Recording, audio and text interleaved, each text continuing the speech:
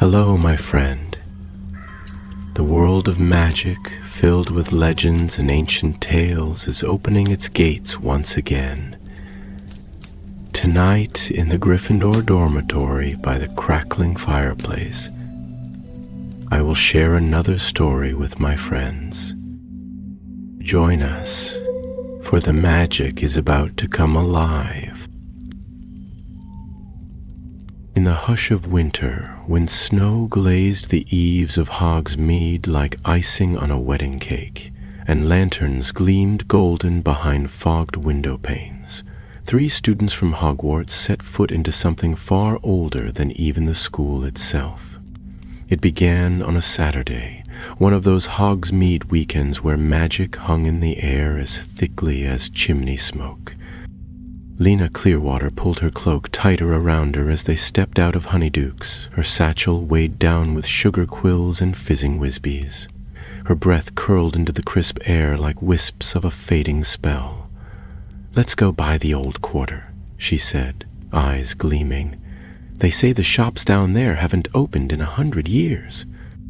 Tom Fletcher, ever cautious and always hungry, hesitated. "It's nearly dark, and the path down there's all iced over." But Cassius Vale, who thrived on mischief like a niffler on treasure, smirked. "Then we'd better hurry before it's too dark to find anything interesting." Lena led them past the edge of the main street, down a narrow, twisting alley where few students dared wander. The shops here were shuttered and slouched from age, their signs faded, their windows blank as blind eyes. Snow piled thick upon the doorsteps. Even the wind seemed to whisper warnings through the broken chimneys. "There," Lena whispered, stopping before a half-collapsed shop with a crooked sign that read, "Garrick & Sons, Enchanted Oddments." "My mom told me stories about this place. Closed after the owner vanished." The door creaked open with a reluctant groan. Dust hung in the air like powder from a decoy detonator. The shop smelled of old parchment and forgotten magic. Shelves sagged under the weight of ancient artifacts. A cracked time turner, a music box playing no tune, and a brass cage with the ghost of a puffskein still floating inside. Cassius stepped over fallen scrolls and overturned crates, his wand light glowing pale blue.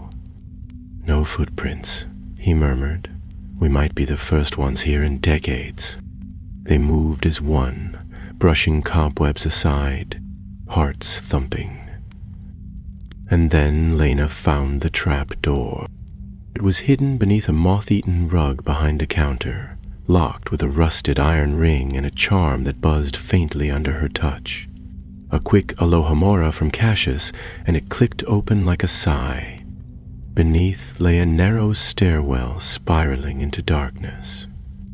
"You don't have to come," Lena said to Tom, her voice gentle. "I'm not letting you two go down there alone," he muttered, steeling himself. They descended slowly, the steps groaning under their weight.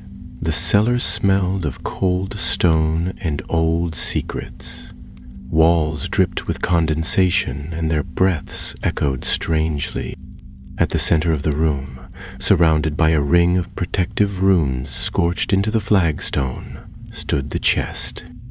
It was made of dark ash wood, bound with bands of iron carved with runes in a language none of them recognized. A single silver lock gleamed like moonlight caught in a raindrop. As they stepped closer, the air thickened. Lena reached out, and the chest whispered. Not words exactly, just the suggestion of sound, like wind sighing through keyholes, like someone breathing on the other side. Cassius took a step back. "That's not normal," Tom swallowed. "Do you feel that? It's like it's watching us." Lena's eyes flickered with fascination, not fear. "We have to find out what this is." They spent the next hour scouring the cellar. In a broken drawer, they found an old Hogwarts crest carved into a scrap of wood, and a tattered piece of parchment half fused to the stone floor. With a bit of steam and patience, Lena lifted it. "Listen to this," she whispered, reading by wan light. "Let it remain locked, for the heart it hides beats still. Do not wake what dreamt in fire." Cassius exhaled slowly. "I don't like that at all." But Lena was already scribbling notes. This could be a piece of Hogwarts history, something hidden away after the founders. We have to tell Professor Flitwick. "No," said Cassius quickly. "You know what the professors do. They'll lock it up, maybe worse. This could be a secret meant to be solved. A dangerous one," Tom added.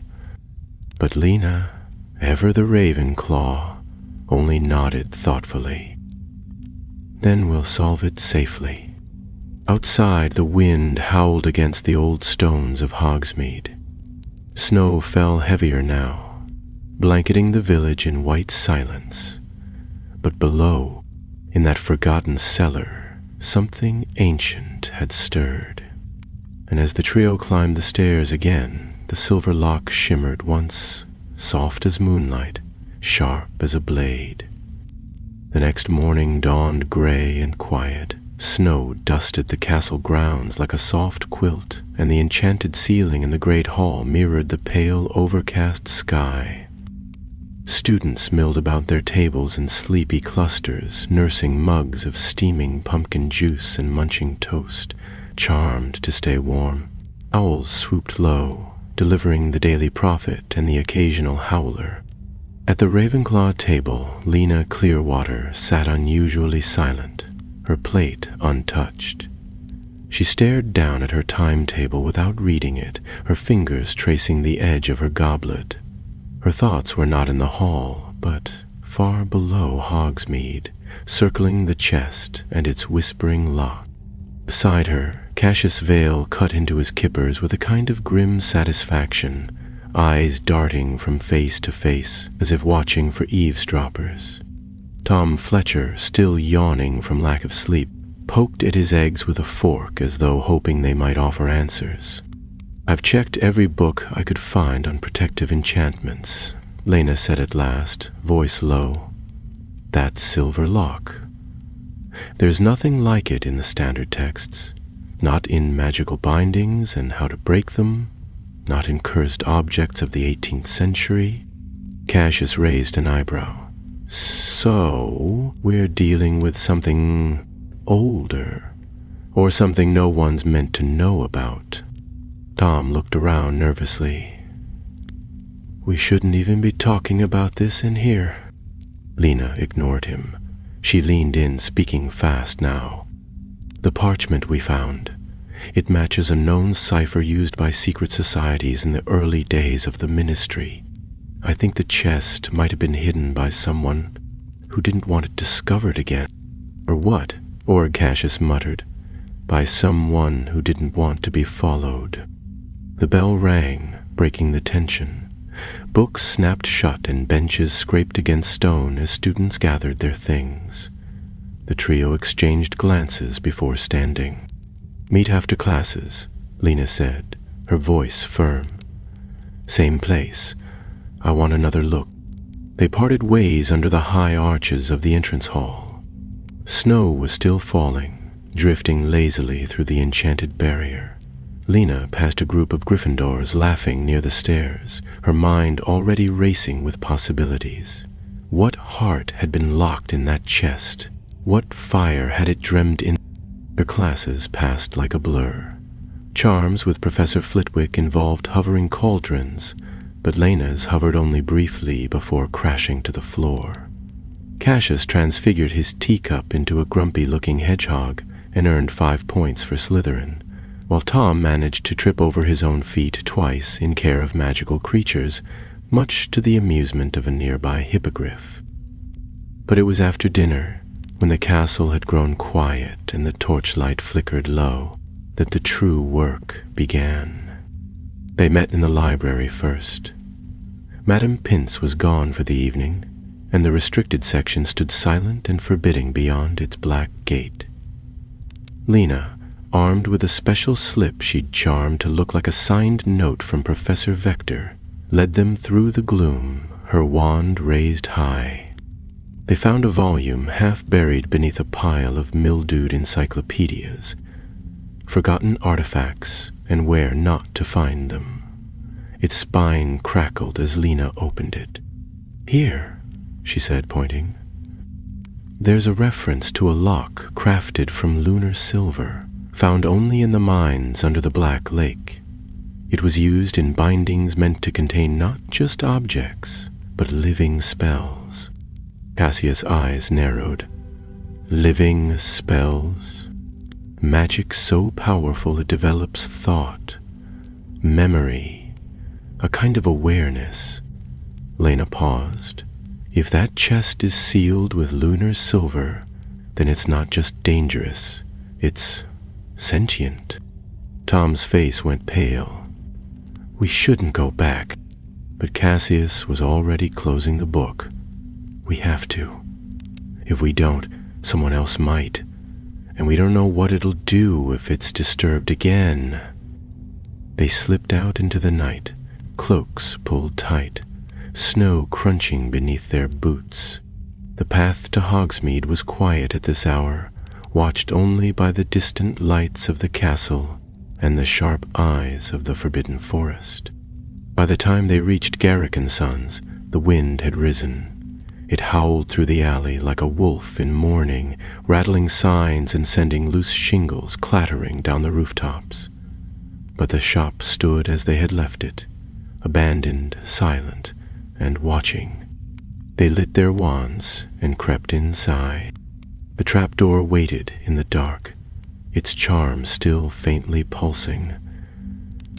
They descended into the cellar, breath clouding in the frigid air. The chest was there, untouched, surrounded by its ring of blackened runes. Lena knelt beside it. "I'm going to try something." She drew from her cloak a small mirror, old and silver-becked, its glass warped with age. "This belonged to my grandmother. She said it showed things hidden to the eye." Holding it above the chest, she whispered a revealing charm. The mirror clouded, shimmered, then cleared. Reflected in the glass was a second chest, nested inside the first, glowing faintly gold, its shape flickering like candlelight, and bound around it like a net of spider's silk was something dark and pulsing. Cassius leaned closer. "Is that?" Lena swallowed. "A sealing spell. But it's active. That means whatever's inside is still alive." There was a sudden clink. All three froze. The silver lock had shifted, just slightly, as if reacting to their presence. Tom stepped back. "We woke it." "No," Lena whispered, heart thudding. "It was never asleep." The whispering began again, low and urgent, like voices behind a veil. The runes around the chest flared, then dimmed. Dust rose from the flagstones. Cassius grabbed Lena's arm. "We need to go." But Lena stared at the chest, her voice distant. "It's calling to something." They ran, not looking back. Up the stairs, through the ruined shop, out into the snow-swept night. Behind them, the wind howled louder, though no breath of air stirred the alley. Far below, in the dark, the chest pulsed once more. In the days that followed, the air at Hogwarts grew colder still, and frost clung to the castle walls like lace spun by ice fairies. The lake had frozen over, and the forbidden forest stood silent beneath its burden of snow. Students hurried from class to class, scarves wrapped tight, their cheeks ruddy from the wind. But for Lena, Tom, and Cassius, The weather was the least of their concern. What had begun as curiosity was fast becoming something more, something none of them could quite name, but all of them could feel. The chest haunted their thoughts. In the quiet moments of study, in the pauses before sleep, it returned to them, its lock gleaming silver in the dark, its whispered voice just beyond the edge of hearing. Lena spent every free hour in the library, devouring books on magical containment, enchanted objects, and forgotten magical theory. Tom, though reluctant, stood by her side, copying diagrams, translating Latin inscriptions, and occasionally offering a hesitant but useful observation. Cassius, meanwhile, took it upon himself to investigate the shop's history. Under a false name, he sent an owl to the Department of Magical Records, requesting documents related to Garrick & Sons and its last known owner. The reply came 3 days later in the form of a thin packet tied with green string. They unwrapped it in an empty classroom between lessons, crouched around an old desk with the door charmed shut. Inside were several brittle pages and a faded photograph of a man with hollow cheeks and deep-set eyes. His name, according to the records, had been Elias Garrick, a distant relation of the famed wand maker, though there was no evidence they had ever met. He had operated the shop in Hogsmeade for just over 20 years, selling odd magical trinkets and antique spellcraft. The file listed no known family, no apprentices, and, most tellingly, no record of his death. Had vanished, Lena murmured, tracing the faded ink with her finger. No body, no last will, no magical discharge, just gone. Cassius nodded. And if that chest belonged to him, it may be the reason why. Then we need to find out what's inside it, Tom said, his voice strained, before it finds its way out on its own. That evening, under cover of darkness and a borrowed disillusionment charm, the three made their way back to Hogsmeade. It had snowed again, thick and silent, and the village lay blanketed in white. The streets were empty, and their footsteps were muffled as they crossed the square and slipped once more into the shadows of the forgotten alley. The shop had not changed. It stood quiet and crooked beneath the weight of snow, its shutters sealed, its windows clouded with frost. They lit their wands and moved quickly inside, brushing past the old counter and lifting the trapdoor with practiced ease. The air beneath was colder than before, and as they descended the stair, Tom felt the hairs on his arms rise despite his cloak. The chest waited for them, still surrounded by its circle of scorched runes. But something had changed. The runes were flickering now, uneven, like candles in a draught. The silver lock pulsed faintly, and a thin thread of mist curled from beneath the lid. "It's weakening," Lena whispered, kneeling beside the chest. "The seal is fading." Cassius drew his wand. "We need to reinforce the runes. If we're going to study it properly, it can't be allowed to open on its own." They worked quickly, chalking new runes over the old, murmuring containment spells drawn from Lena's research. Tom added a layer of protective charms, his voice shaking only slightly, and Cassius warded the stairway in case of interruption. When they finished, the cellar was brighter, the runes steady once more. But as they stepped back, the chest gave a low, almost imperceptible hum. It was Lena who spoke first, her voice clear and calm. "I think it wants to be opened." Cassius frowned. "That's exactly why we shouldn't. It's trying to manipulate us." "But what if it's not dangerous?" she said. "What if it's a message, a relic, something meant to be found?" Tom shook his head. "We've seen enough to know it's not just some old relic.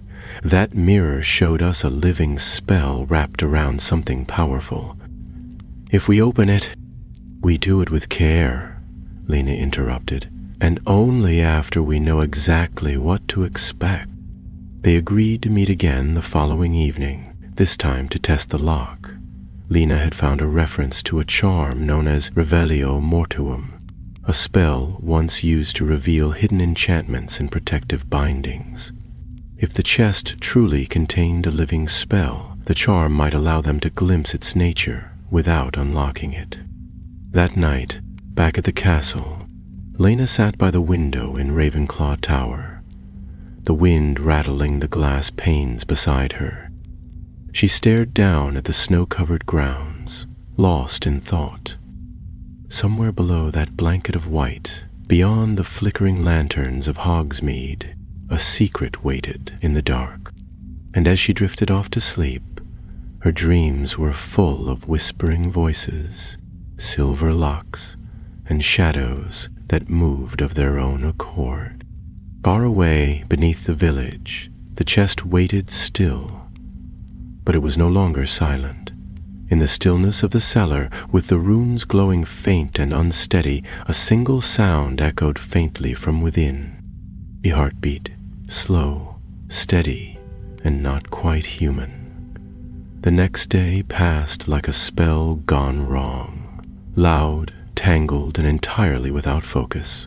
Lena found herself rereading the same paragraph in Advanced Enchantments, Volume 3, 3 times without comprehension, her quill tapping furiously against the margin. Cassius nearly set his robes alight in potions when he added powdered hellebore to a mixture that clearly called for fluxweed, and Tom accidentally released 3 grindylows from their tank in defense against the dark arts, earning a mild scolding and a long hour cleaning the floor with filch. When at last evening came, it was with the hush of falling snow and the promise of answers. Lena had spent the final hours of daylight in the library, poring over ancient volumes stacked so high they teetered. She found what she needed just before dinner, an old Auror manual from the early 19th century, its spine crumbling, its pages riddled with annotations. The charm was there, nestled between a section on magical tracking and one on breaking hexes. Revelio, a dangerous spell if misused, but one designed precisely for identifying the nature of enchanted bindings.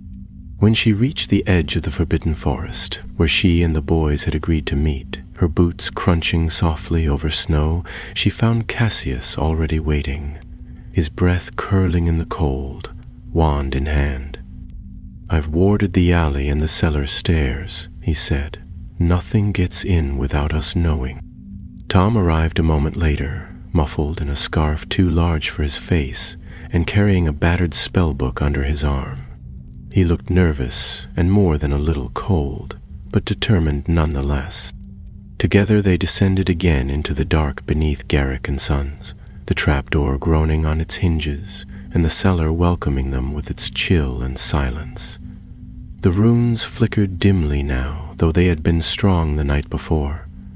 The air had thickened, heavy and still, as though whatever lay within the chest was aware of their return. Lena stepped carefully to the edge of the circle. She withdrew her wand and the crumpled page she had copied the spell onto. She took a steadying breath. "Once I cast this, we'll be able to see the enchantment surrounding the object inside, but only briefly." Cassius' grip on his wand tightened.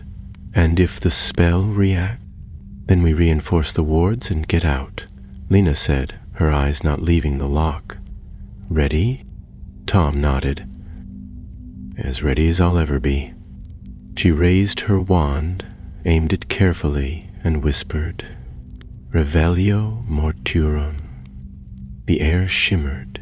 A low vibration filled the cellar, not a sound, but something felt in the bones. The silver lock glowed white, hot, and the chest rattled on its base as if something inside had heard the spell and stirred.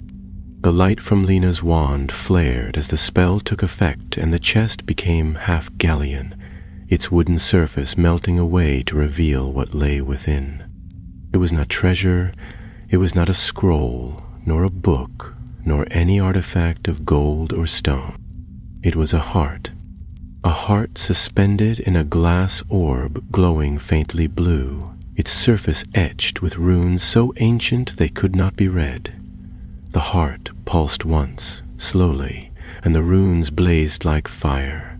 Threads of shadow coiled around it, living magic, old and angry. And the chest groaned beneath the pressure. Lena's hand trembled. "It's alive!" Cassius stepped forward, his face pale. "That's not just a spell. That's a soul bin." "A what?" Tom asked, eyes wide.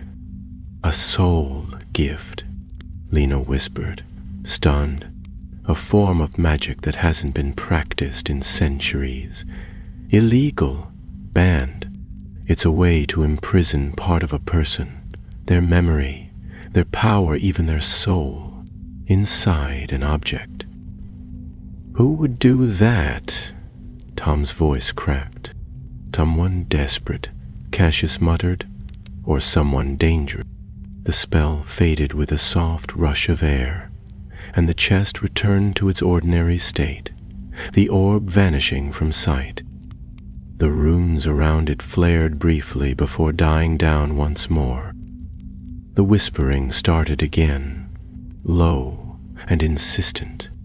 They backed away. Tom wiped his forehead with a shaky hand. "We shouldn't be messing with this."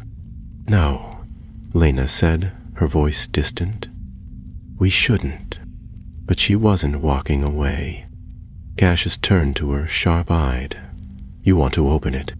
"I want to understand it," she replied. "There's someone trapped in there, someone who was bound, sealed, and hidden away, and I want to know why." Tom's voice rose. "Or it's a dark wizard's trick, and we're just walking straight into a cursed tomb." Lena rounded on him, eyes fierce. "Then we find out. If this is dark magic, then it's dangerous left unchecked. We have to learn everything we can before it's too late." Cassius crossed his arms. "You think someone's trying to open it?" "I think," she said slowly, "that it's trying to open itself." They left the cellar with the wards reinforced and the trap door sealed tighter than ever before. The wind had picked up outside, swirling snow around their feet as they hurried back to the castle, their thoughts heavy and tangled. That night, while the castle slept and the fires burned low in the common rooms, Lena lay awake staring at the ceiling above her bed. The memory of that pulsing heart burned into her mind. In the flickering candlelight, she reached for her notes and began to write. She wrote of soulbinds, of Elias Garrick, of ancient laws and broken enchantments, of hearts sealed in glass, and of magic that remembered. And far below in the silent dark, the chest pulsed once more. The snow did not let up for days. It drifted thickly against the castle walls, blanketed the hills and stone walkways, and coated the owlry with such weight that even the birds seemed reluctant to fly. Hogwarts became a world of muffled footsteps, crackling hearths and steaming mugs of spiced cider. But for Lena, Tom, and Cassius, the season brought no comfort. The discovery in the chest had changed something in all of them, even if none dared speak it aloud. Lessons continued as usual, though their attention was waning. In History of Magic, Professor Binns droned on about the goblin uprisings, unaware that 3 students near the back of the classroom were poring over parchment scraps instead of notes. In Herbology, Tom scorched an entire tray of spiny firepods when he mistook them for ember roots. And in Astronomy, Lena missed an entire constellation because she was sketching the runes they had seen surrounding the heart. But it was Cassius who began acting strangely. He had grown quieter, his sharp remarks replaced with long silences. He disappeared from meals more frequently, and when he returned, his cloak was often damp with snow, and his gloves smelled faintly of ash. Lena noticed first and confronted him one evening after dinner in a disused corridor near the greenhouses. "You've been going back without us," she said, stepping out from behind a stone column. Her voice was calm but firm. Cassius did not pretend otherwise. He simply met her gaze and said, "Yeah, because I had to see it again. The chest, it's changing. The runes are dimming. The air in the cellar feels wrong." "You should have told us," she said, lowering her voice. "We're in this together. I didn't want to worry, Tom. That's not your choice to make." Cassius looked away. "It's not just curiosity anymore, Lena. It's calling to us. I hear it when I sleep." "So do I," she admitted, and for a moment they stood in silence, the stone walls around them cold with damp. She stepped closer. "We need to know who or what is inside, and we need to find a way to end it before someone else gets hurt." That night, back in the common room, they gathered around the fire and laid out everything they had. Old records, fragments of spell work, translated runes, even the photograph of Elias Garrick, whose eyes seemed emptier now than when they first saw him. "There's something here," Lena said, tapping her quill against a page. "These runes, they're not just a containment spell. They're a signature, a binding of identity."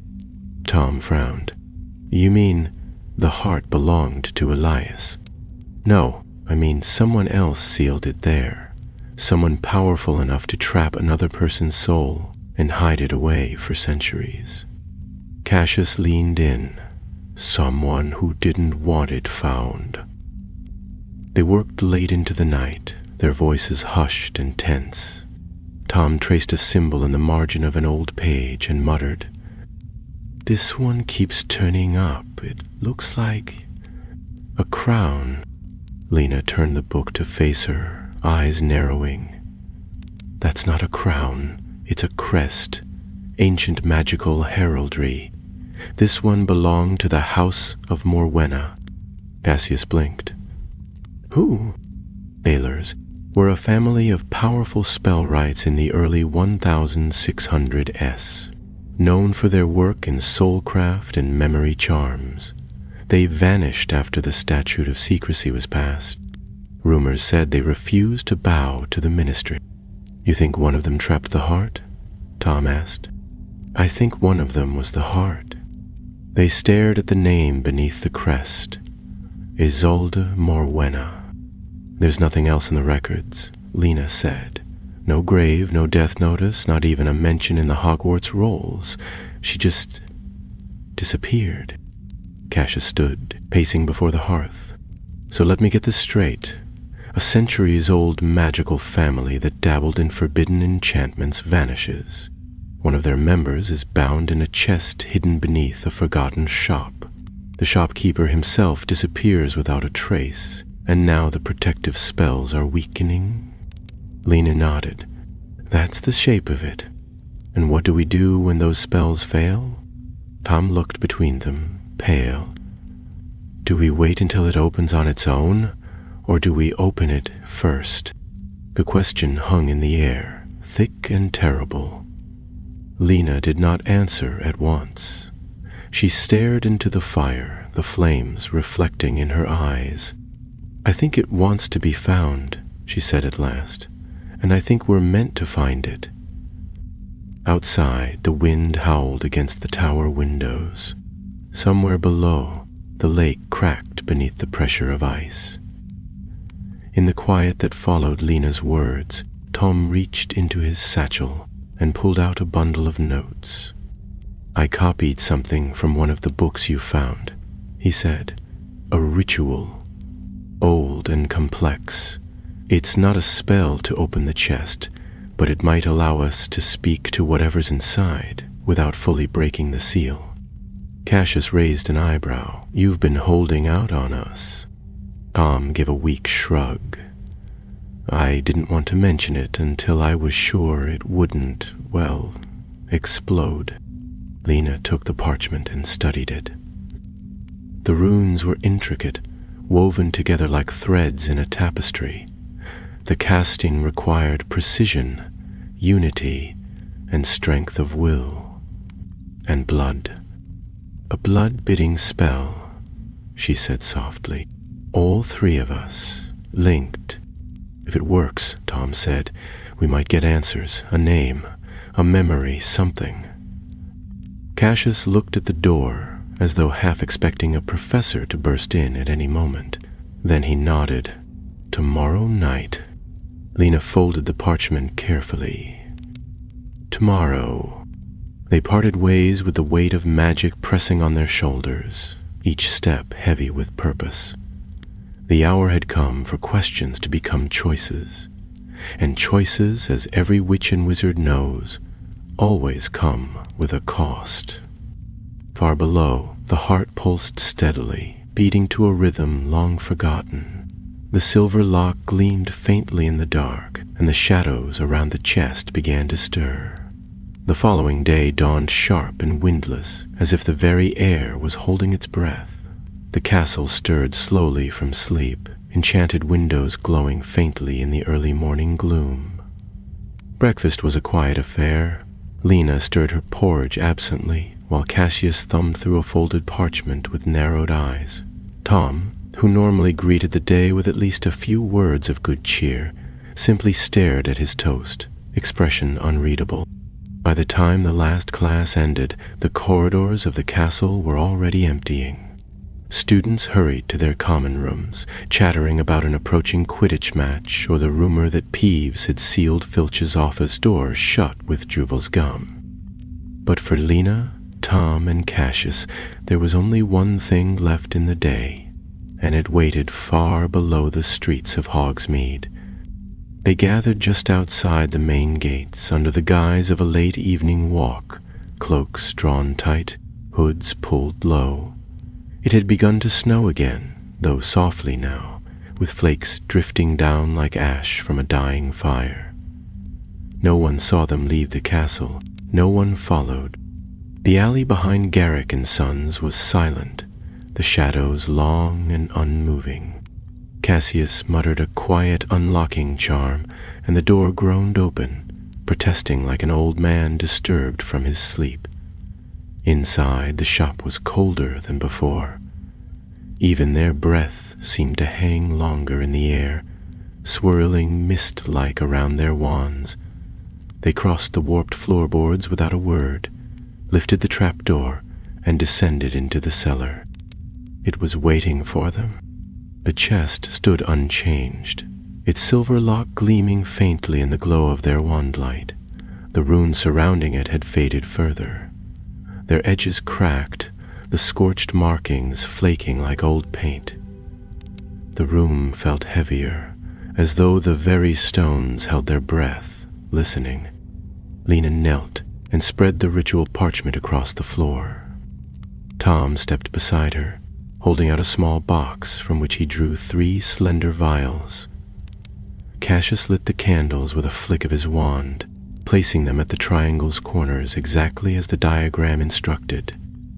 Their flames burned blue, flickering as if caught in some unseen wind.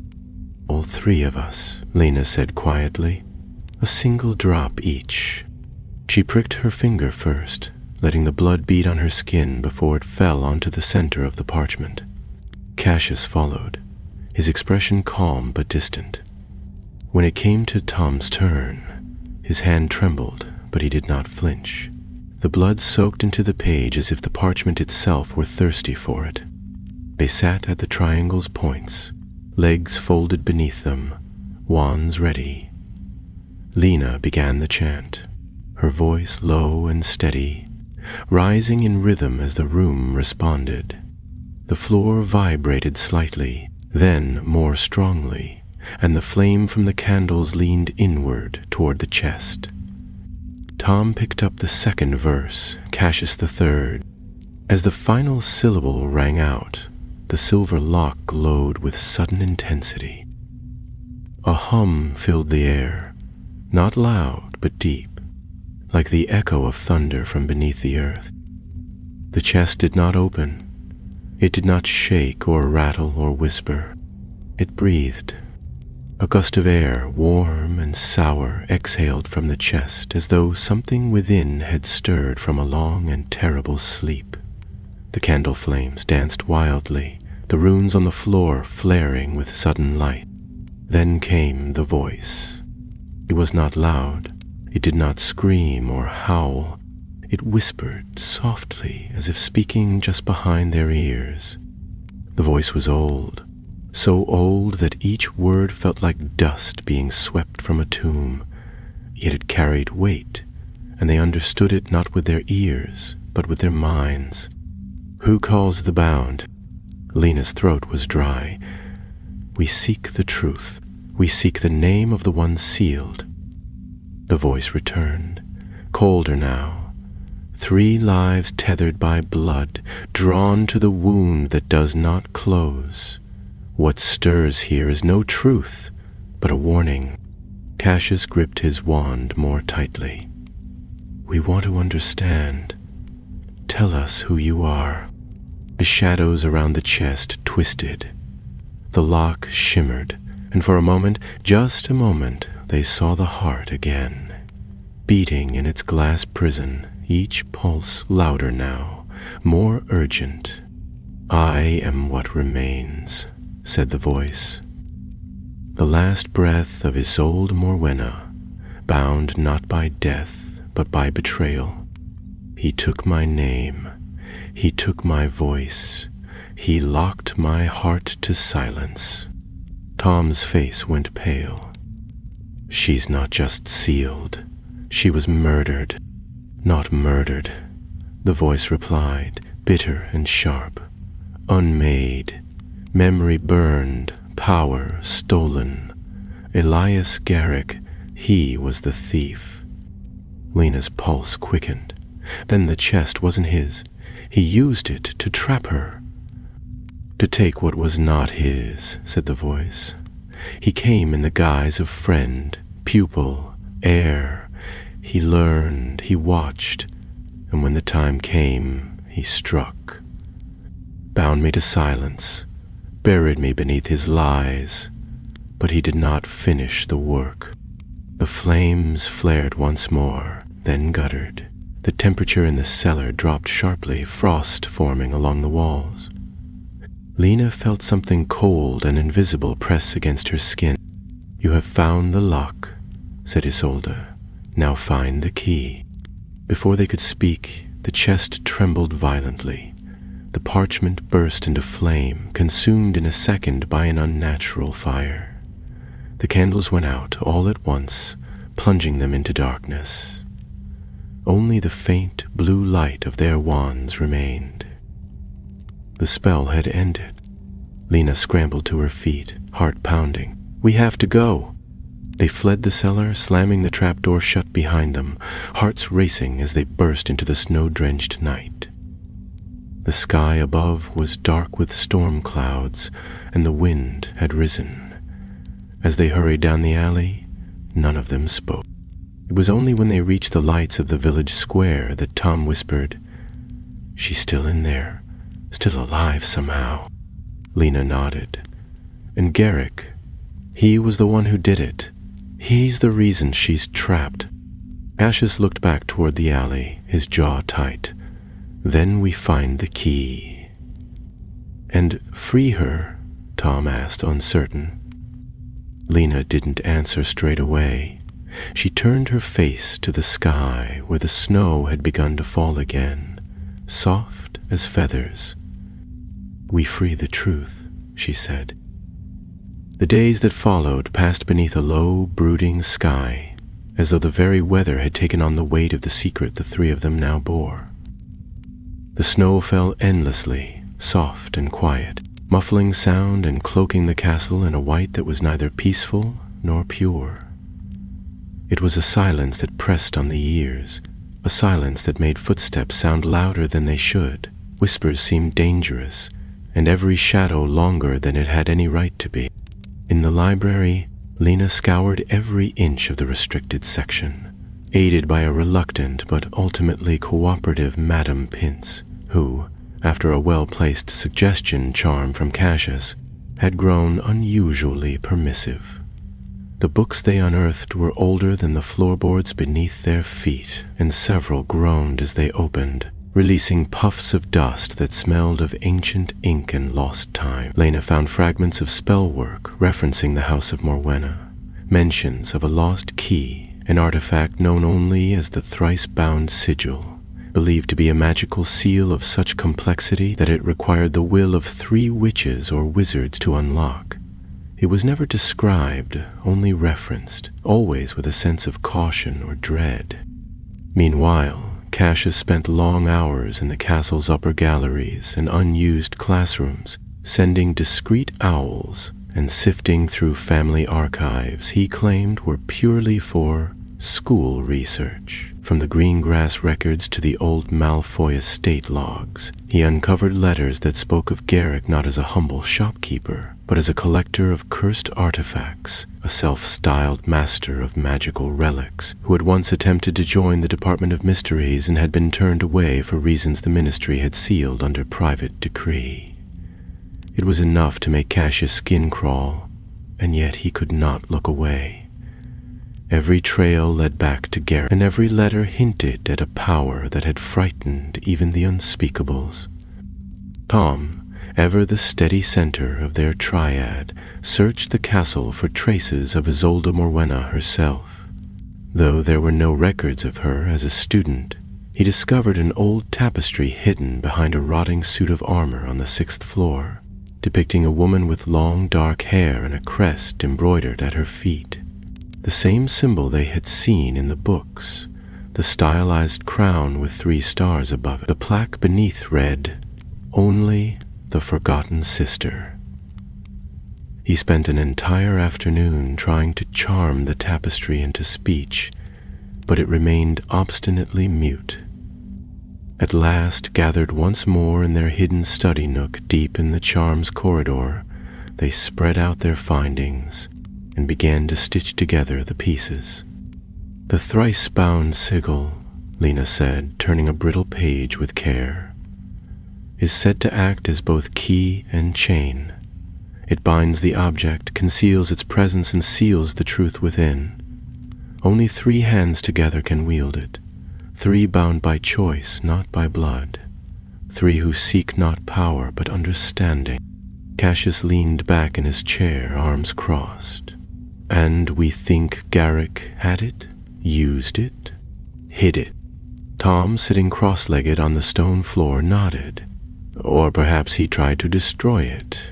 If the key still exists, it's not in the chest. That would make no sense." Lena tapped her quill against her lip, thoughtful. "There's another possibility. If Garrick didn't destroy it, he may have hidden it somewhere only he could find. A place tied to him. A place he thought no one else would ever look." Cassius frowned. "Then we go back to the shop, search it top to bottom." "We've searched it already," Tom reminded them. "Like this," Lena said. She reached into her satchel and pulled out a silver hand mirror, the same one she had used to reveal the hidden heart in the chest. "This time, we search with magic." The hour was late when they crept once more through the snow-draped alleys of Hogsmeade.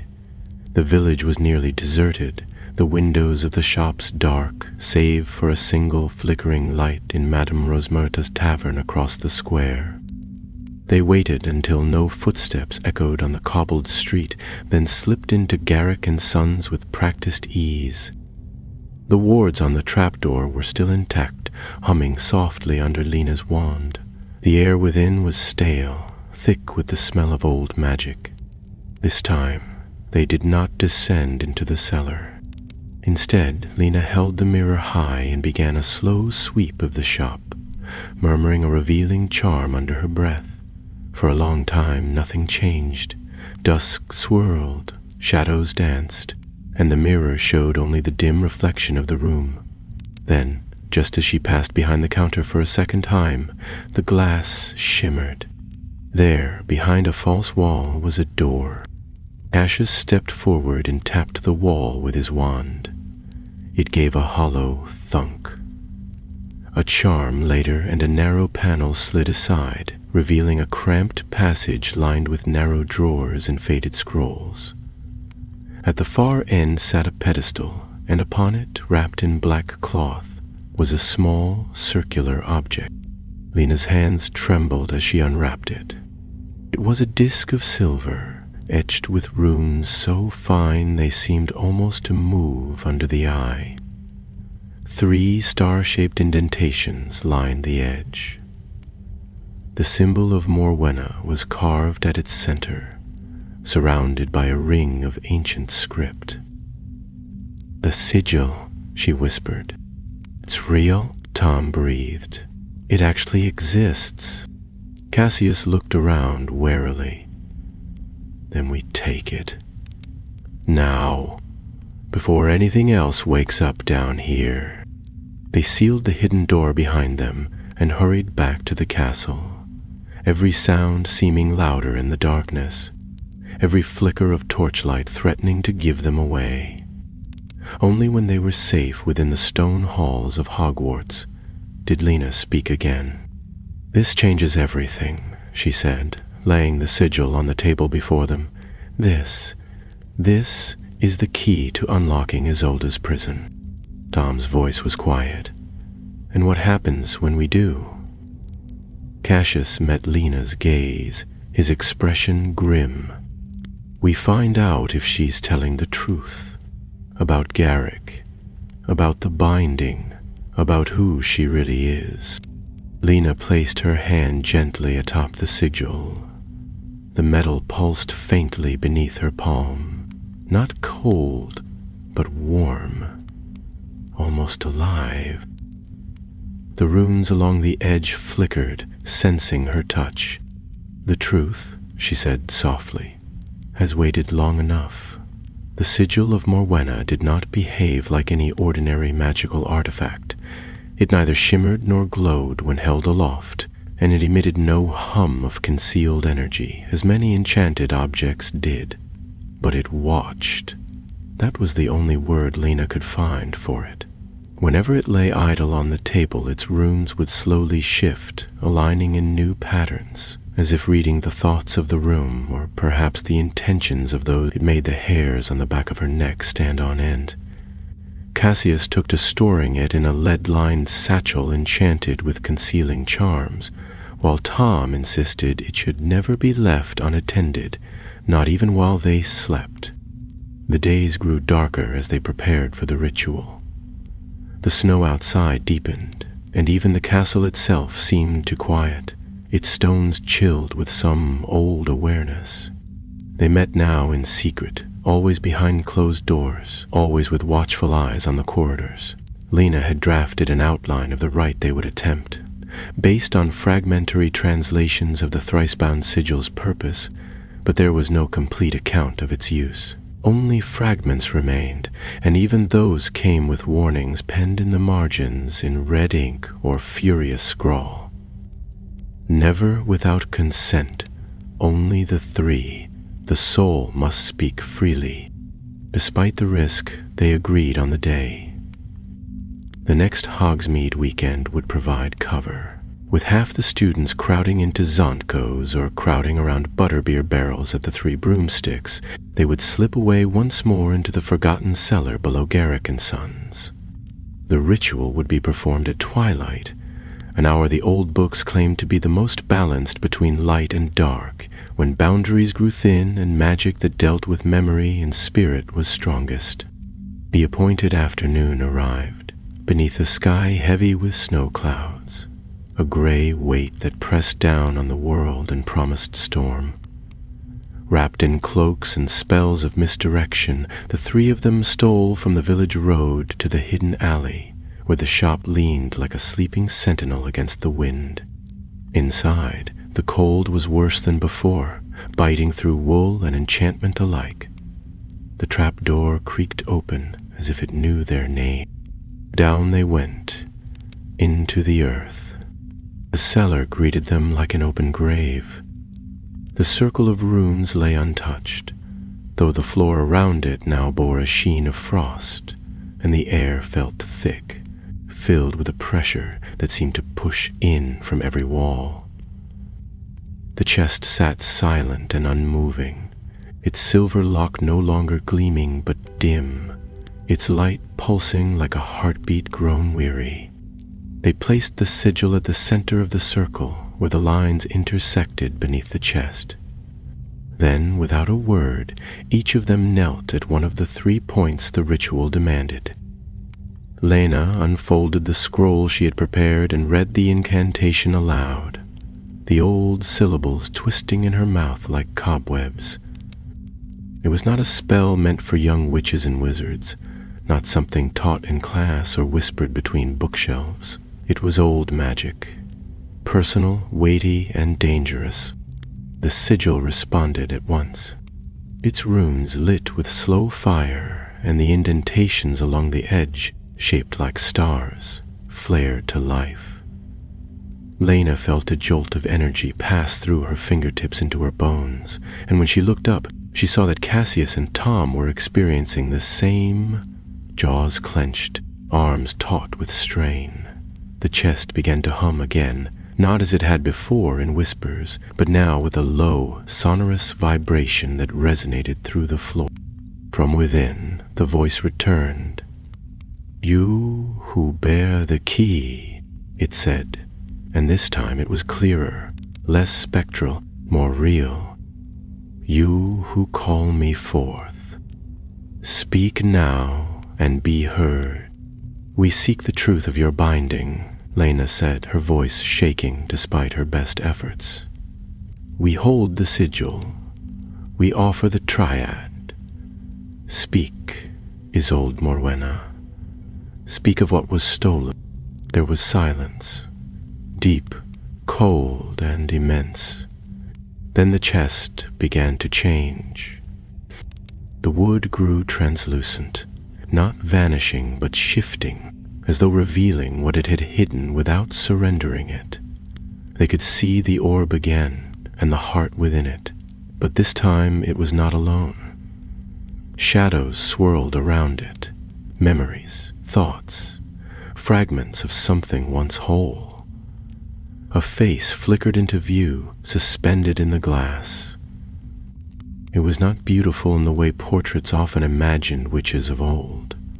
The woman was stern, her dark eyes piercing even through the magic, her mouth set in a line that spoke of grief long buried.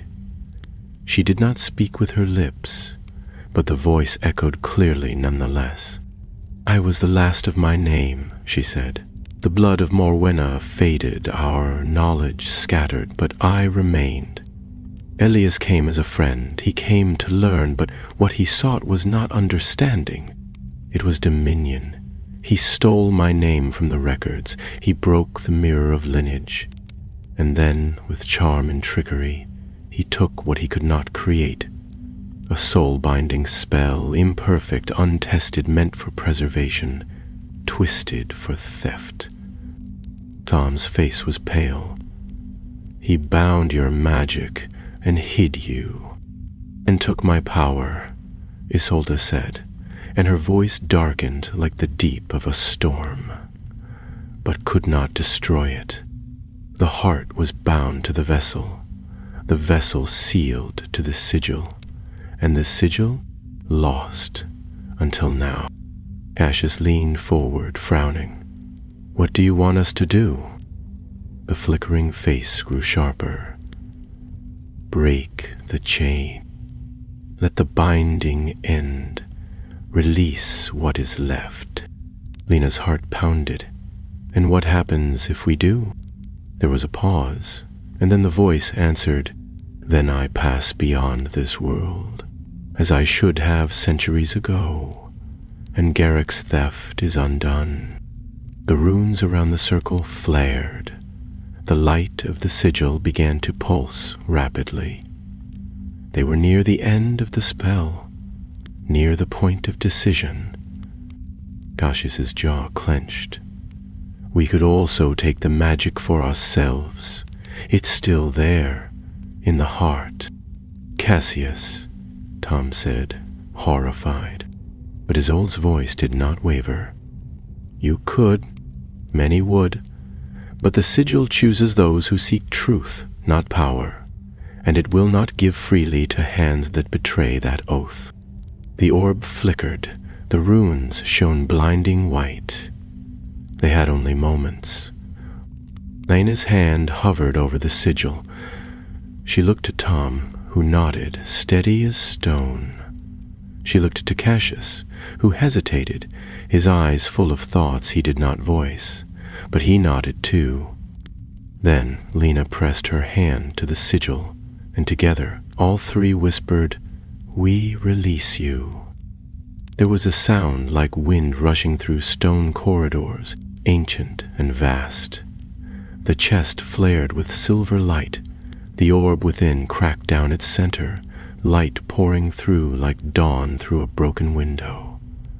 The shadows screamed, not with pain, but with joy, and then were gone. The sigil darkened. The light faded. The chest, now empty, sat silent and dead. Isolde Morwenna was gone. They sat there for a long time, breathing hard in the cold, and when they finally rose, it was without words. They sealed the trap door one final time, buried the sigil deep within the vaults of Hogwarts, where even the portraits could not see, and returned to their world of common rooms, parchment, and lessons. But they were not the same. They never would be. The first days after the ritual passed in a strange kind of silence, the three of them moving through their classes and meals with the air of those who had lived through something weightier than they could name. The weight of the secret had not lessened, though the magic was gone. If anything, it had grown heavier, now tempered by the knowledge of what they had done. They had released a bound soul into whatever lay beyond this world, unknotted a spell so ancient it had outlived the memory of those who cast it, and in doing so had become part of a story long buried beneath snow and shadow. Lena sat by the window of the library long after dark that week, the flickering candlelight dancing across the pages of the books she no longer read. Her thoughts drifted back to Isolde's face, half formed within the orb, and the weight in her voice as she had spoken of betrayal and loss. There was no satisfaction in the ending, only a quiet sort of justice. Fragile and uncertain, she wondered, not for the first time, what might have happened had they made a different choice, if they had reached for the power instead of the truth. But every time the thought crossed her mind, it was replaced by the memory of Isolde's voice saying, "Then I pass beyond this world, as I should have centuries ago." Tom, for his part, kept to himself more than usual. He still laughed when prompted and responded when spoken to, but his eyes often drifted to the distant hills beyond the window glass, as though watching for something long past. He had always been the cautious one, the voice of reason in their strange adventure, and now he seemed almost lost without the danger to warn against. He carried in his pocket a folded scrap of parchment, the last line of the ritual, written in Lena's hand, and sometimes he would unfold it and read the words again, as if reminding himself that it had really happened. Cassius, however, was less still. He took to wandering the corridors at night, moving with that silent grace Slytherin so often possessed. He visited the corners of the castle most students ignored, the locked antechambers behind the trophy room, the spiral stair that led nowhere in the east wing, even the owlery at midnight, where he would sit among the sleeping birds and think. What he thought about he never said, but Lena noticed he had taken to wearing his wand in the sleeve of his robe, and Tom found more than one book on ancient curses left half read and half given in the common room behind a stack of divination notes. It was the evening of the first thaw that something changed. The snow, which had blanketed the ground since the start of their secret, began to melt under a sudden wind from the south. Paths reappeared, puddles formed in the stone corners of the courtyard, and the lake stirred again, shedding its ice like a snake its skin. The castle itself seemed to sigh in relief, as though some tension, imperceptible to most, had at last begun to ease. Lena was the first to notice the mark. It appeared not in a book or hidden corner, but on the mirror in the girl's lavatory just off the 4th floor. She had gone there late one evening to wash ink from her hands, and when she looked up, she found the surface etched with frost. Not cold to the touch, merely shaped like ice. And in the center, faint and flickering, was the symbol of Morwenna. She stepped back, heart leaping, and whispered, "Iso," but the mirror gave no reply. Within seconds, the frost faded, and the glass reflected only her own wide eyes and tangled hair. She ran to find the others.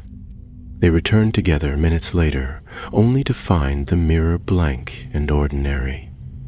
No runes, no frost, nothing but the lingering echo of something half remembered. Tom rubbed his neck and frowned. "Do you think she stayed behind?" "No," Lena said, though her voice lacked certainty. "She said the soul would pass on. I think this is something else." Cassius stepped closer to the mirror, inspecting the edges. "A memory, maybe. Magic like hers doesn't leave cleanly. There might be pieces of it still echoing through the school. Traces, residue, or a warning," Tom said quietly. Lena looked from one to the other. "Whatever it is, it means we're not finished." The days passed, 1 week, then 2. Nothing further appeared, no more frost runes or whispered names in the dark. Hogsmeade was quiet. The shop at the end of the alley remained boarded shut, and not even the teachers seemed aware that anything had ever stirred beneath the earth.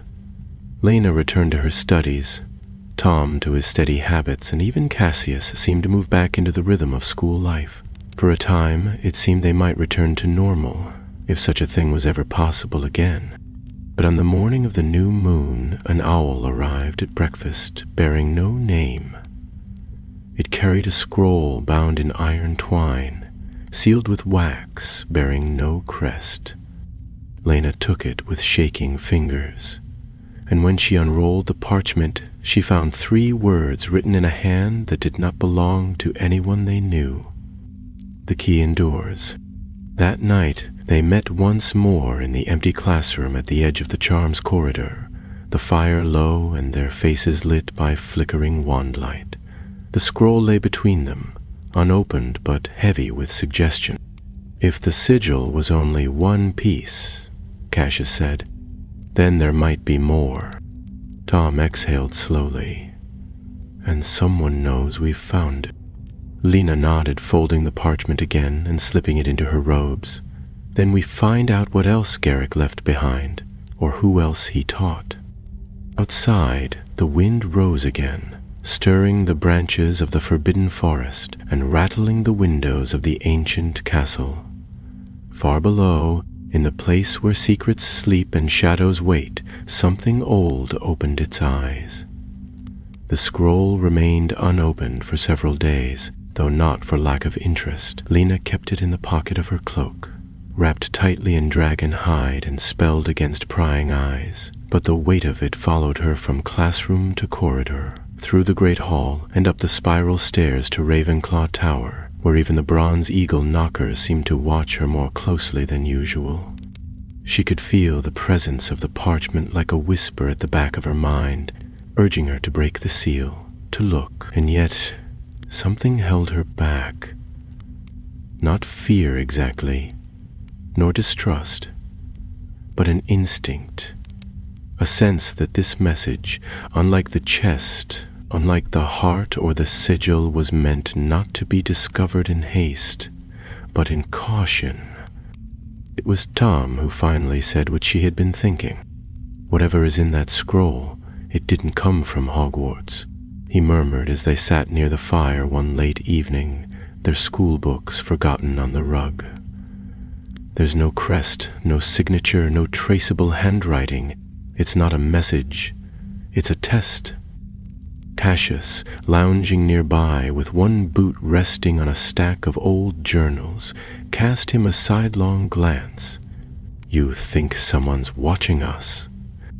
Tom gave a quiet nod. "I think someone knows.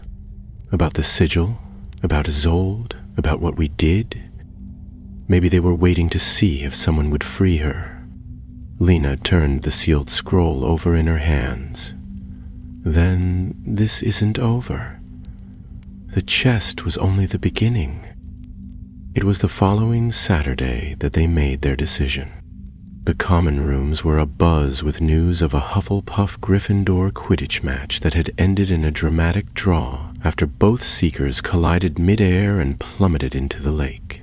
But Lena, Tom, and Cassius slipped away from the crowd and made for the Owlery, where the bitter wind kept the stone tower deserted. There, beneath the gaze of 100 sleepy owls, Lena broke the seal. The scroll unfurled with a sound like old leaves, and the writing inside shimmered faintly as if written in moonlight. It was not long, nor was it ornate. It contained a set of coordinates written in a sequence of ancient runes, and beneath them a single line: "Where shadow drank the light, the keeper waits." There was no name, no warning, no explanation. Cassius took one glance at the runes and raised an eyebrow. "That's a Gringotts coordinate." Lena frowned. "You're I'm from a pure-blood family, remember?" he said, not without irony. "We've had vaults there for centuries. I've seen the format before. But this one doesn't match any ordinary vault pattern." Tom took the scroll and turned it sideways, inspecting the ink. "If it's not a standard vault, it could be a subchamber. Maybe something hidden. A vault within a vault?" Lena nodded slowly. "Or a vault that was erased from the registry." They spent the better part of 2 days cross-referencing magical archives and ledgers in the library, working by candlelight and silencing charms. They traced the symbols to a part of Gringotts beneath the oldest branches of the tunnels, places carved before the founding of Hogwarts itself. The goblins rarely spoke of such places, and when they did, it was in hushed tones, and Cassius managed to obtain access with the help of a family connection, posing as a researcher seeking information on ancient bloodlines. They were granted 1 hour to examine ledgers in the Goblins' Hall of Holdings under supervision. There, in a brittle ledger bound with iron thread, they found it. Vault KX7, marked simply sealed, by order of the High Artifact Commission, 1742. Ownership transferred to estate of Elias Garrick. "It's his," Lena whispered. "He had a vault hidden even from the Ministry." Tom ran a finger down the page. "It's been sealed for over 200 years. That means whatever's inside, no one's seen it since before Isolde was bound." They arranged their visit for the next weekend, under the pretense of meeting Cassius's uncle in Diagon Alley. Madame Rosmerta raised no objections when they asked for a travel pass, and Professor Flitwick even smiled at them on their way out, bidding them safe travels, entirely unaware of the web they were walking into. Gringotts loomed as ever, stern and unbending beneath the pale winter sky. The marble gleamed in the morning light, and the goblin at the door examined their papers with narrow-eyed precision before leading them inside. The lift down was colder than they remembered, the walls of the tunnel slick with frost, the echo of hoofbeats clattering in the darkness. Their cart raced through the labyrinth beneath the bank, past sealed doors and ancient gates, until at last it jerked to a halt before a massive black door, carved with the same star-crowned crest they had seen in Morwenna's seal. No goblin stepped forward to open it. Instead, the driver gestured with a gloved hand and turned his back. "It answers only to magic," he said. Lena stepped forward, drew her wand, and touched the door's surface. A periosigillum. The crest glowed, then vanished. The door creaked open, cold air rushing out like breath from a tomb. Inside, the vault was unlike any they had seen. There was no gold, no jewels, no trinkets stacked in piles.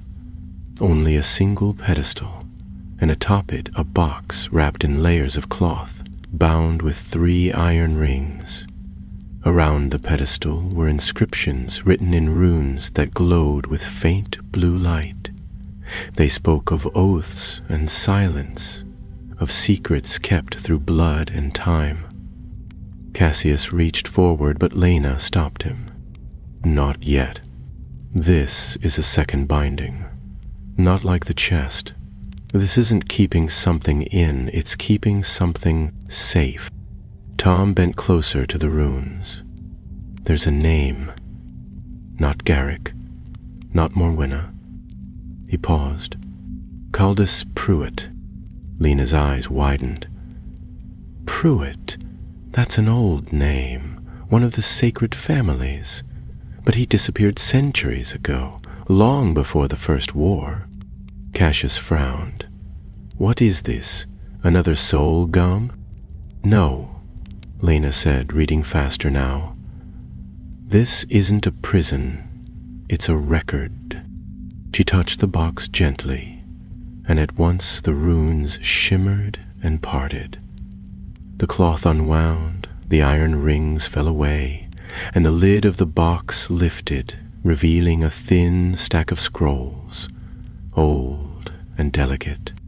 The topmost bore a symbol none of them recognized, and beneath it the first words leapt from the page in clear, sharp script.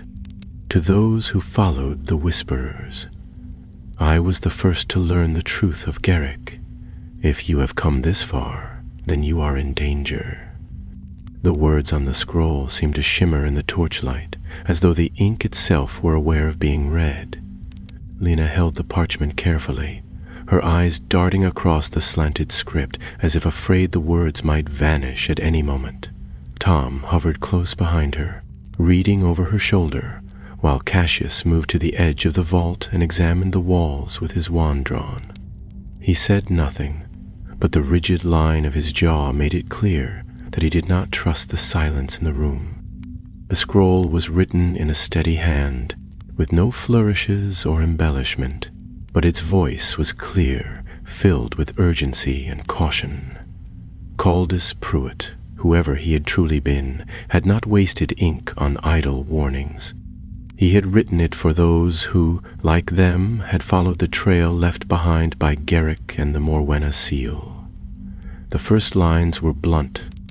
"Elias Garrick is not dead." Lena blinked, then read the line again, aloud this time. Tom drew in a sharp breath. "Not dead," he repeated, "but he lived in the 18th century." Cassius turned sharply.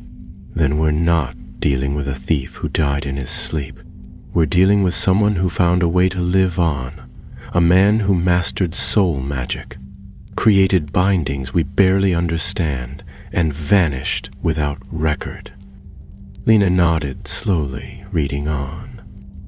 Pruitt had encountered Garrick nearly 70 years after Isolde's imprisonment, and by then Garrick was no longer walking openly among wizards. He was known only by aliases, trading in ancient magic and forbidden texts, always appearing just long enough to acquire something before disappearing again. Pruitt had spent years tracking him, piecing together fragments from broken libraries, listening to whispers from centaurs and unspeakables, until at last he uncovered the truth. Garrick had not preserved his life through Horcruxes or any of the documented dark arts, but through a method older still, a ritual known only as the unmooring. The scroll described it in fractured terms. The unmooring was not simply the division of soul from body, but the tethering of identity to a series of enchanted anchors, objects, places, memories, woven into the magical fabric of the world. So long as even one remained untouched, Garrick's essence endured. He could be reborn through magic, reassembled from the threads of his past, but the ritual came at a cost, the theft of other souls. He had to steal what he could no longer grow. Isolde had been the first. Pruitt had found one of the anchors and destroyed it. He did not say where, only that it had nearly cost him his life. He had sealed his knowledge here, in this vault, along with a list of symbols, each one etched in ancient runes connected to another anchor. The scroll ended with a warning, penned in trembling script. If you are reading this, the chain is not broken. The chest was only one link, the others remain. Lena let the scroll fall gently against the stone pedestal, her hands cold. "Oh, he's still out there," she whispered. Ashes stepped forward and crossed his arms, or waiting to return. The chest wasn't just hiding a soul, it was hiding a seed. Tom's voice was tight. "A seed of what?" "A resurrection," Lena said, her voice barely audible. They stood in silence for several minutes, the weight of the truth pressing down around them like the air in the deepest vaults. The light of their wands flickered against the curved stone, casting long shadows. Then Tom reached for the remaining scrolls and began laying them out on the floor. There were 5 in all, each bearing a symbol at the top. None familiar, but each similar in style to the runes they had seen carved into the Morwena crest and the "These must be the anchors," he said. Pruitt must have identified 5, maybe more. Lena knelt beside him and examined the first. The symbol was a serpent coiled around a wand. The writing beneath was sparse but clear, hidden in plain sight. The house of spells that traded blood for favor. "That could be Slytherin," Cassius said with a scowl. "But I doubt the founders left anything behind Garrick could use. This is newer. Maybe a family vault, a descendant." Tom picked up the second scroll. The symbol this time was a closed eye with stars above it. Beneath it, the note read, "The dream that never dies. The library beneath the forgotten flame." Lena looked up sharply. "That sounds like the sealed wing of the Department of Mysteries." Cassius shook his head. "You'd never get in, not without being an unspeakable. Unless we find someone who was," she said. They fell to debating each symbol in turn. One referred to a cursed island where no wand worked. Another mentioned a forest where time ran differently, likely a pocket of enchanted land protected by old fae. The 5th and final anchor had no description at all, only a name, the Hollow Key. "That could mean anything," Tom murmured. "A person, an object, a place, or all 3, Lena replied. They packed the scrolls carefully and resealed the box with fresh wards, ensuring the vault would not be discovered by anyone who followed. As they rode the cart back to the surface, their minds churned with new questions and fears. The sun had begun to set over Diagon Alley, and the light from the shop windows seemed too bright, too warm, for what they had just uncovered. Back at the castle they spoke little. There was nothing left to say, not yet. Each of them knew that what had begun with a whisper beneath a shuttered shop had grown into something much larger, a web of ancient magic and stolen time, threads stretching out across the wizarding world, connecting lives and places long forgotten. That night, Lena dreamed not of the chest, nor the vault, nor the heart that had pulsed in shadow. She dreamed of a room with no doors, only mirrors, each reflecting a different version of herself. older, younger, shadowed, smiling. In the center of the room sat a figure in black, faceless and still, and in its lap rested the sigil, cracked and glowing. When she woke, she could still feel its warmth on her skin. The weeks that followed were marked by a peculiar unease, the sort that settles like dust in the corners of old rooms, unspoken but always present. At first glance, Hogwarts remained unchanged. The castle's staircases creaked and shifted with their usual indifference. The ghosts drifted through the corridors humming tunes from centuries past, and the professors carried on with lessons that had not altered in decades. But for Lena, Tom, and Cassius, nothing felt ordinary anymore. The knowledge they now carried moved with them like an invisible shadow, touching everything they did. They resumed their lessons with outward calm, but their days were divided between studies and a deeper search. They no longer looked for enchantments or curses. They searched for signs, a pattern in a tapestry, a name hidden in a book's margin, a forgotten artifact that whispered of the past. Their nights were filled with whispered conversations over candlelit desks, scrolls spread across every surface, their wands casting pale light over inked runes and faded maps. It was in one such moment, deep in the restricted section of the library, that Lena uncovered the first real clue. She had traced the phrase, "the dream that never dies," to an obscure reference in a banned volume entitled Vestiges of Wandless Magic, which detailed theories long discarded by the modern magical establishment. Most entries were little more than wild speculation, but buried near the end beneath a smudged drawing of concentric circles was a passage that froze the blood in her vein. The Dreaming Flame, a lost chamber beneath the Hall of Thought, abandoned by the Department of Mysteries after the collapse of the Auroric Accord. A vault where memory burns eternal but never consumes. Sealed to the living, only those who bear the mark of memory may enter. She read the passage again, heart thudding. The Hall of Thought, that's the inner chamber of the department's memory wing. Cassius, who had been leafing through a tome on magical constructs, looked up sharply. Sealed to the living? Sounds promising. Tom frowned. So unless we're ghosts, we can't get in? Lena shook her head, still reading. Unless we bear the mark of memory. That must be a charm, a spell of recognition, or something older. The implications were clear. One of Garrick's anchors, one of the threads of his unnatural existence, was hidden in a room beneath the Department of Mysteries, unreachable by ordinary means. And worse, it was protected by the magic of memory itself.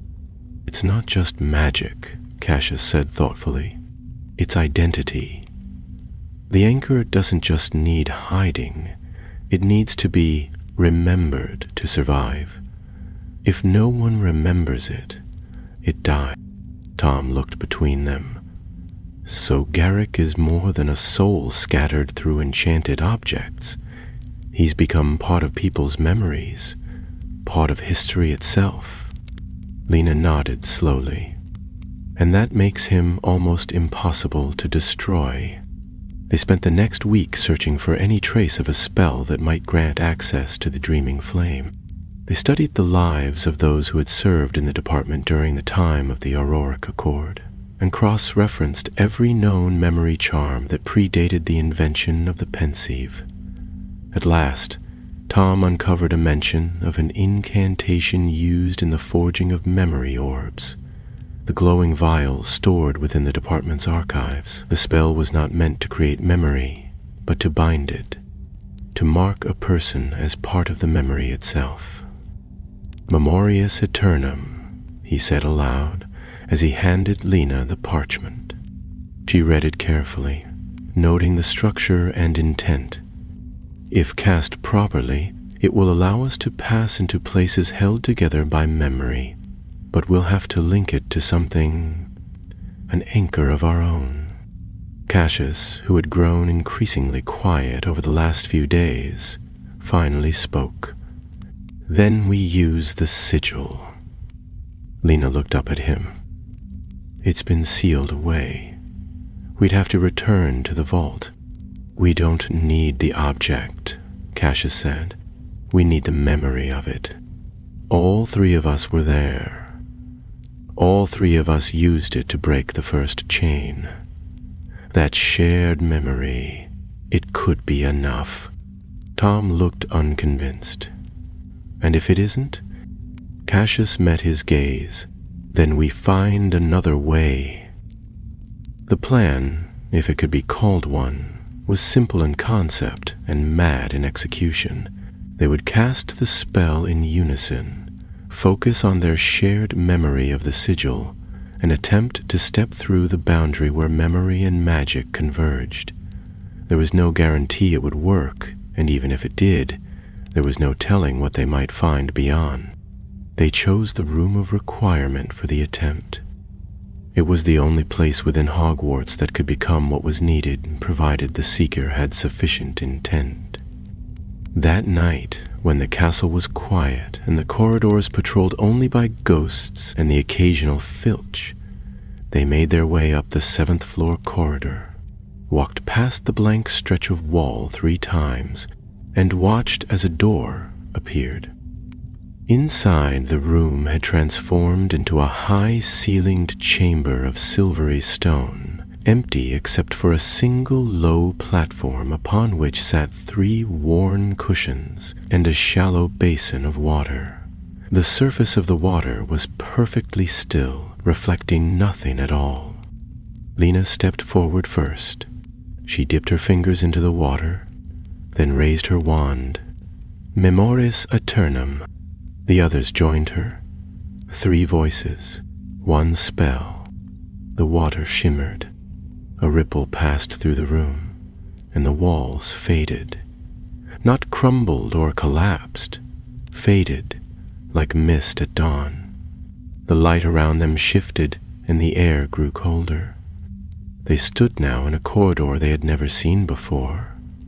The stones were smooth, the floor patterned with silver filigree, and along the walls floated orbs of light that pulsed gently, as though they, too, remembered. They had entered the dreaming flame. Far ahead, down the corridor, was a door carved with the serpent and wand symbol from the scroll. The second anchor. Cassius drew his wand. "If we go through that door, there's no turning back." Lena looked to Tom. "Are you ready?" Tom exhaled, then nodded. "We've come too far to stop now." They stepped forward together, the shadows of memory closing behind them. The door ahead was unlike any they had passed before. It was tall and narrow, carved from a dark wood that glistened like obsidian, and it bore no handle, no hinge, no visible seam.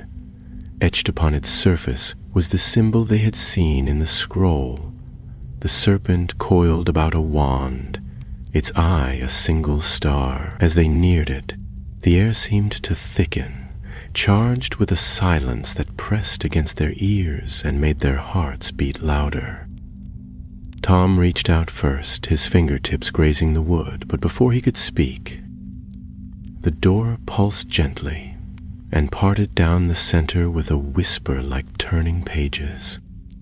What lay beyond was not a vault, nor a chamber filled with curses or traps. It was a hall of mirrors. Hundreds of tall, slender panes stretched along either side of the corridor, each encased in a narrow silver frame. The glass was flawless, and yet none of them showed a reflection. Instead, they shimmered faintly, as though something inside them was moving just beneath the surface.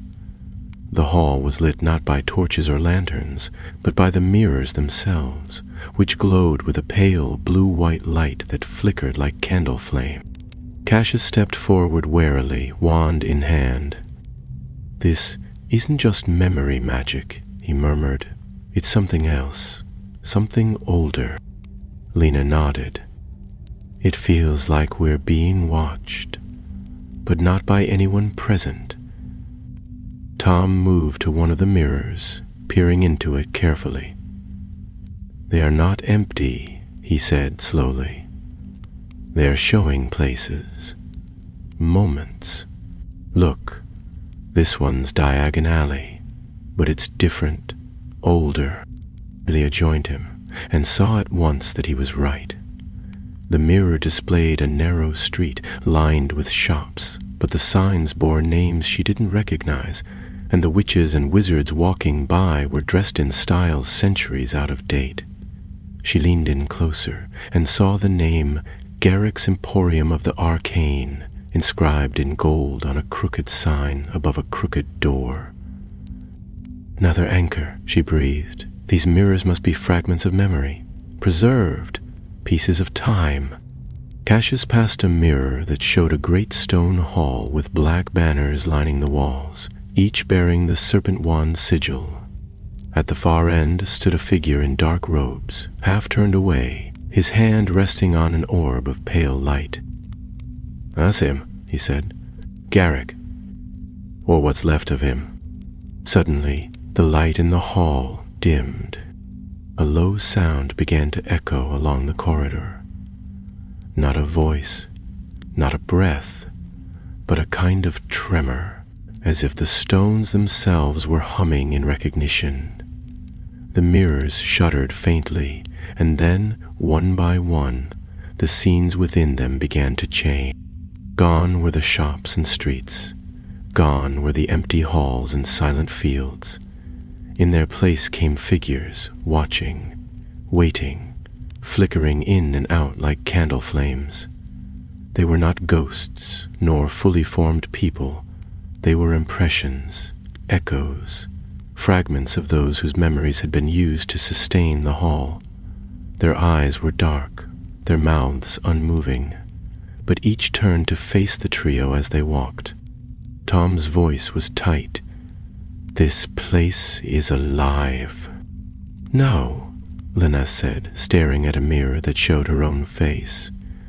Only not her face at all, but a version of it, older, sadder, wiser. "It remembers." They reached the end of the hall, where a final mirror stood larger than the others. Unlike the rest, it bore no glow. Its surface was dull, and a fine layer of frost crept up from the floor, gathering in the corners. Above it was inscribed a single line in old runes.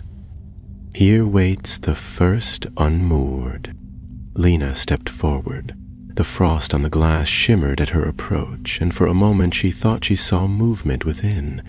Just a flicker, a blur, like someone standing behind a veil. She raised her wand, and the moment she did, a voice echoed through the corridor, not from the mirror, but from the stones themselves. "You seek to unmake the binding," the voice said. It was deep, without emotion, neither man nor woman. "You tread the path of remembrance. Turn back or be remembered yourselves." Cassius held his ground. "We've already destroyed one anchor. We know what Garrick is and what he's done." "You know nothing," the voice replied. "You see fragments and call them truth.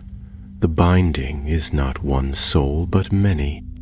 Garrick was the architect, but others followed." Lena's breath caught. "There are more? There are always more," said the voice. Tom looked at the mirror. "Is this one of the anchors?" The frost crept higher, and within the glass, a shadow stirred. "This mirror holds the first soul sacrificed to the unmooring. Break it, and the chain weakens. But beware, memory resists erasure." They looked at one another, the weight of the decision between them. This was no longer about Garrick alone. He had begun the ritual, but others had continued it. The unmooring was a legacy now, passed down, hidden and protected. and every anchor destroyed was a piece of that legacy undone. "We have to do it," Lena said. "If we don't, someone else will take his place." Cassius raised his wand. "On 3. Tom joined them, his face pale but steady. 2, 3. 3 spells struck the mirror in unison, shining, ancient, woven from memory and resolve. The frost shattered, the glass cracked, and with a sound like a bell tolling in a hollow mountain, the mirror exploded into light. For a moment, the hall filled with blinding brilliance, the echoes of a scream long held back now freed into the dark. Then, silence. When the light faded, the mirror was gone. In its place stood only stone. The figures in the other mirrors had vanished, the scenes erased, the hall was empty. Cassius spoke first. "One more gone." Tom nodded, swallowing hard. "How many remain?" Lena looked down the long corridor and whispered, "Too many, but fewer than before." As they turned to leave the dreaming flame, the corridor behind them began to dissolve. The mirrors melted into smoke. The silver frames cracked and turned to ash. They had not just broken a memory, they had undone a piece of the enchantment itself. Back through the door they went, into the corridor that led to the room of requirement. And when they emerged into the castle once more, it was as if the room had never existed. But Lena felt it in her bones, the shift. Something ancient had stirred, and somewhere far away, perhaps in the folds of shadow or the corners of time, a part of Garrick knew that another link in his chain had been broken. Though the room of requirement vanished behind them as quietly as a snuffed candle, none of the 3 could shake the feeling that something had followed them out. Not a presence exactly, nothing so clear or measurable, but a shift in the air around them, like the fading notes of a spell still humming in the bones of the world. They walked in silence through the 7th floor corridor, their footsteps muffled against the worn stones.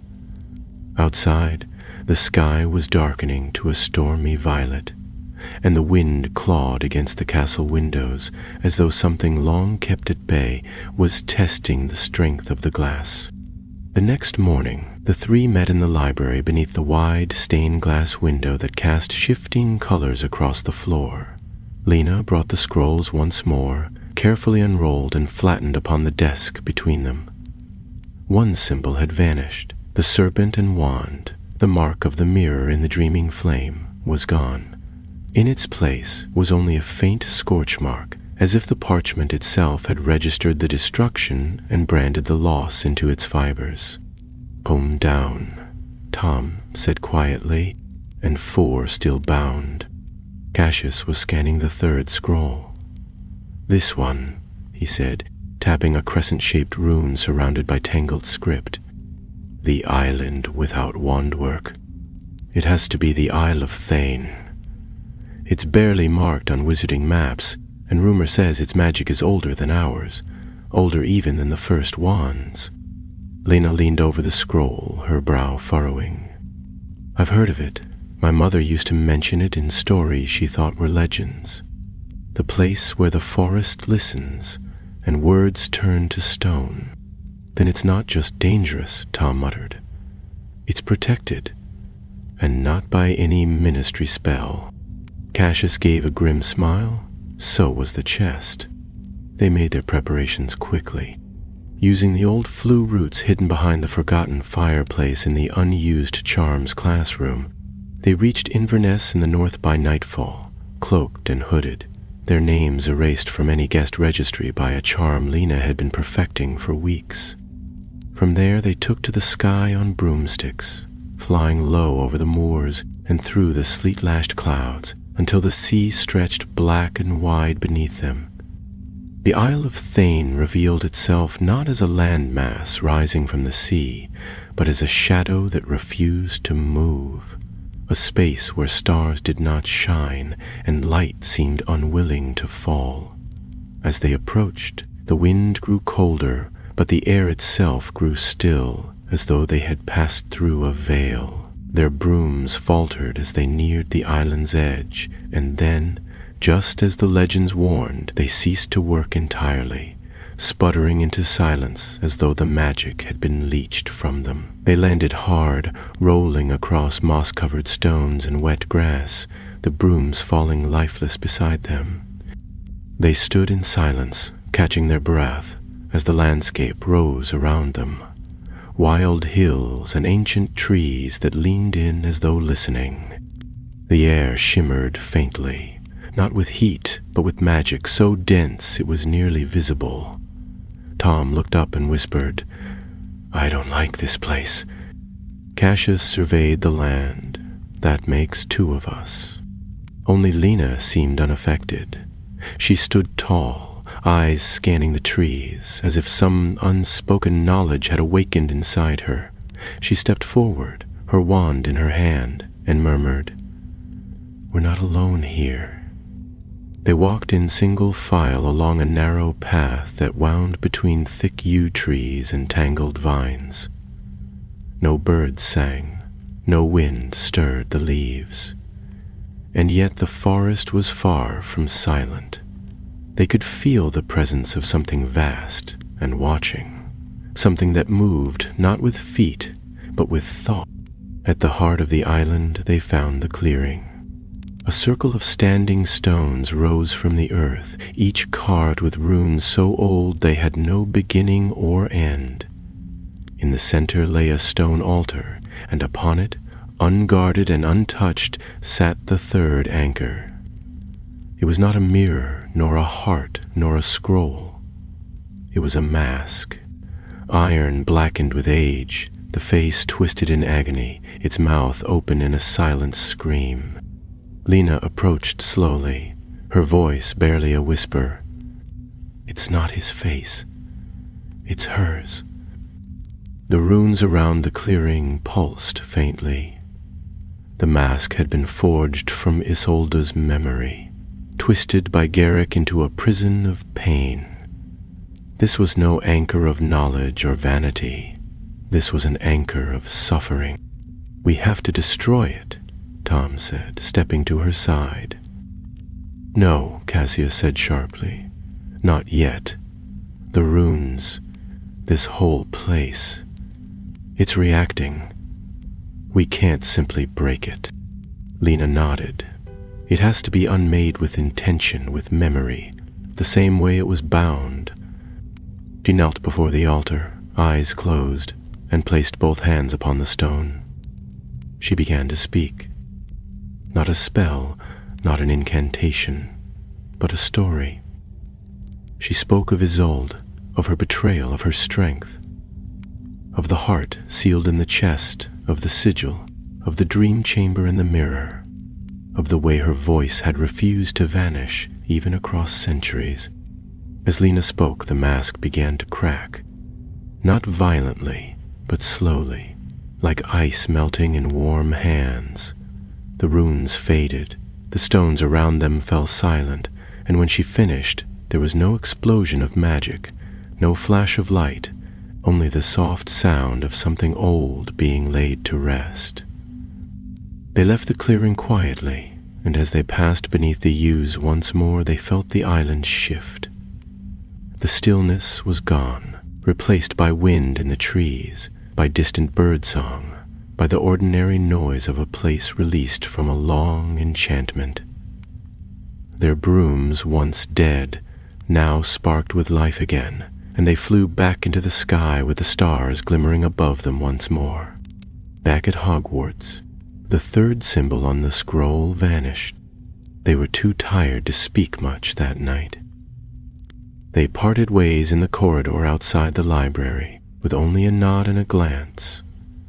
No words were needed, but as Lena climbed the steps to her common room, she felt it again, that quiet pressure behind her eyes, the whisper of the wind inside her chest. Garrick was stirring, 2 anchors broken and the chain weakening. But the soul that had learned to tether itself across time would not fall quietly. Something had been awakened, and it was watching.